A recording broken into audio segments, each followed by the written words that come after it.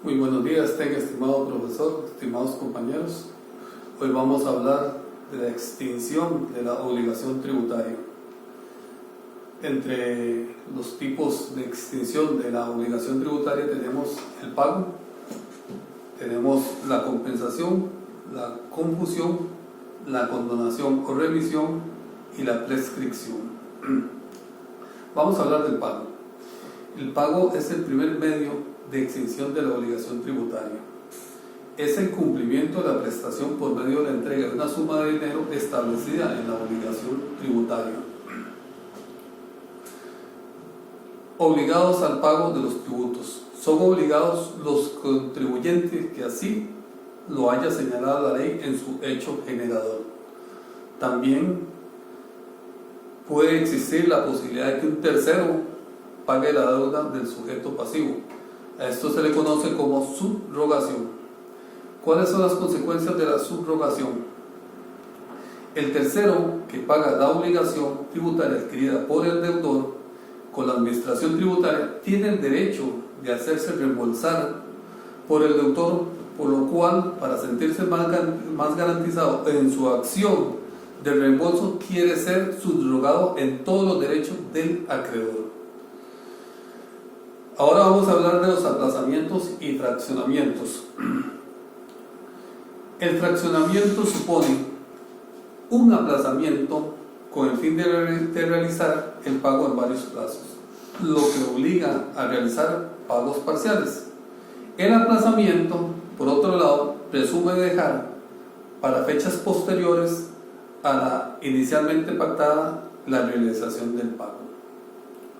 Por reglamento, la administración podrá aplazar o fraccionar el pago de las deudas tributarias. Esto solo es posible siempre y cuando la situación económica financiera del sujeto pasivo, debidamente comprobada ante la administración, le impida de manera transitoria hacer frente al pago en tiempo. Según el artículo 39 del Código de Normas y Procedimientos Tributarios, la administración tributaria está en la obligación de recibir pagos parciales.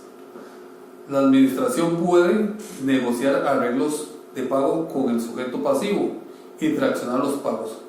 Cuando esto sucede, no corren los intereses morosos. Pero, por el contrario, si el sujeto pasivo hace pagos parciales o pagos incompletos, tendrá una multa sobre el saldo de un 1% por vez o fracción sin que sea superior al 20%. Además tendrá una multa. Algunas formas de pago son el efectivo o cheque, los timbres o enteros fiscales, certificados de abonos tributarios o certificados forestales.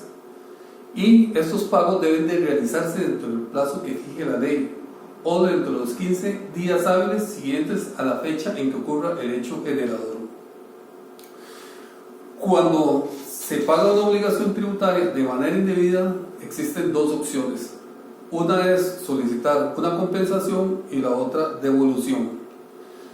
Cuando se hace el pago en exceso y se solicita la devolución, la administración investiga si tiene deudas pendientes con ella. Si tiene deudas pendientes, la administración simplemente del exceso rebaja las deudas pendientes y procede a hacer la devolución.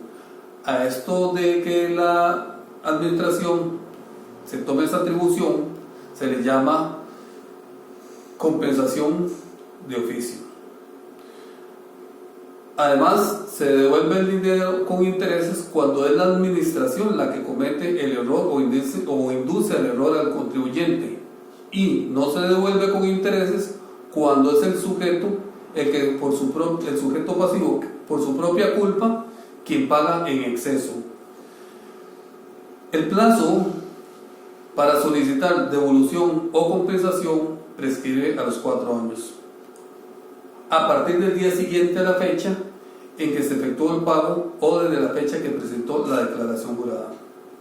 La administración tributaria debe realizar el pago respectivo a más tardar durante el ejercicio presupuestario siguiente a la fecha del reclamo del contribuyente.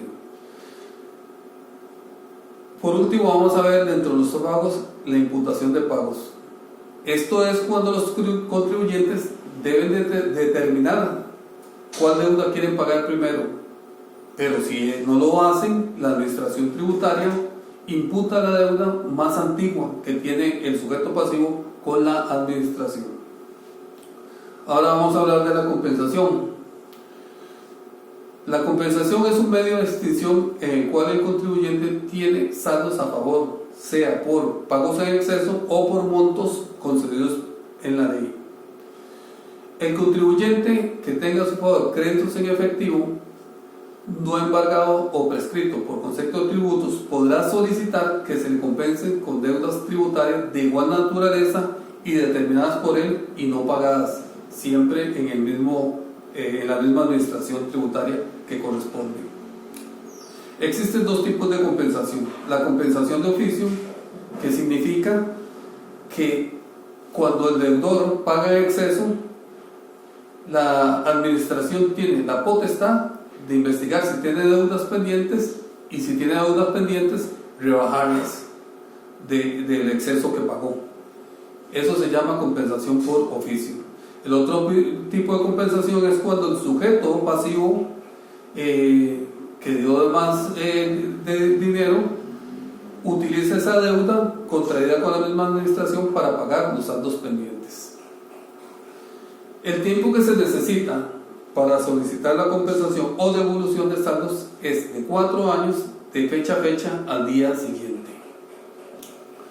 Vamos a hablar ahora de la confusión. ¿Qué significa la confusión? Se da la extinción por confusión cuando el sujeto activo recibe bienes y derechos afectos al tributo.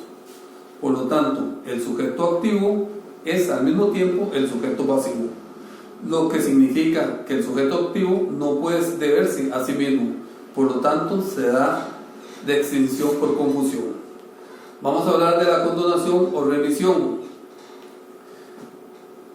La obligación de pagar los tributos solo puede ser condonada por ley dictada por alcance general. Las obligaciones accesorias solo pueden ser condonadas por resolución administrativa. Prescripción. La prescripción se origina por una inacción del sujeto activo, o sea, de la administración, para determinar la obligación tributaria. La acción administrativa tributaria para determinar la obligación prescribe a los 4 años. Igual término rige para exigir el pago del tributo y sus intereses. La prescripción se extiende a 10 años para los contribuyentes no registrados ante la administración tributaria. De la misma manera, los que no estén registrados y sus declaraciones sean falsas o no se hayan presentado sus declaraciones, rige el mismo periodo de 10 años. En la prescripción se pueden dar dos situaciones: una es la interrupción y dos es la suspensión. Vamos a hablar de la primera, la interrupción. Es cuando se da una interacción en la relación jurídica tributaria entre el sujeto activo y el sujeto pasivo. La consecuencia es que el conteo del tiempo vuelve a cero, o sea, se inicia la cuenta. La segunda situación es cuando iniciada la actuación hayan suspendido las mismas por más de 2 veces. Si sucede esto, entonces no se da por interrumpida la prescripción. Ahora vamos a hablar de la prescripción municipal. A grandes rasgos, podemos decir que la prescripción surge también como consecuencia de la inactividad del proceso de cobro de la municipalidad en ejercicio de la acción cobratoria. Los plazos para que la prescripción opere sin interrupción y demás aspectos sustanciales se regirán conforme a la ley. En el caso de los tributos municipales, el plazo de prescripción es de 5 años, de conformidad con el artículo 73 del Código Municipal. Y en el caso de tributos de administración municipal, se aplicará la prescripción que señale la ley. De existir omisión, se deberá aplicar lo dispuesto en el artículo 51 del Código de Normas y Procedimientos Tributarios. La declaratoria de prescripción únicamente procederá a petición de parte y podrá otorgarse administrativamente, para lo cual el sujeto pasivo presentará la solicitud respectiva ante el proceso cobro de la municipalidad, la que le dará trámite y deberá responderle en un plazo de 30 días naturales. Las obligaciones accesorias como multas, intereses y otros recargos sobre el monto principal declarado o prescrito correrán la misma suerte. Por último, en la prescripción municipal también se habla de que lo pagado para satisfacer una obligación prescrita no es objeto de repetición, o en otras palabras, si usted paga además, si usted paga una deuda que ya está prescrita, no se devolverá el dinero. Muchas gracias. Pasen feliz día.